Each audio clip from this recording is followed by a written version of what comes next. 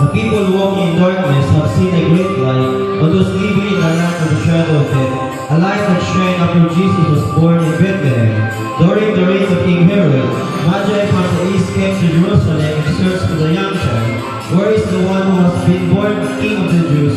We saw his star in the east and have come to worship him.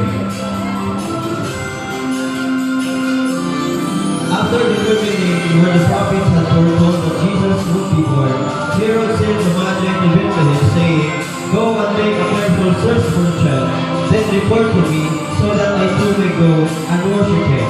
They went on their way, and the stars they had seen in the east guided them to the place where the child was.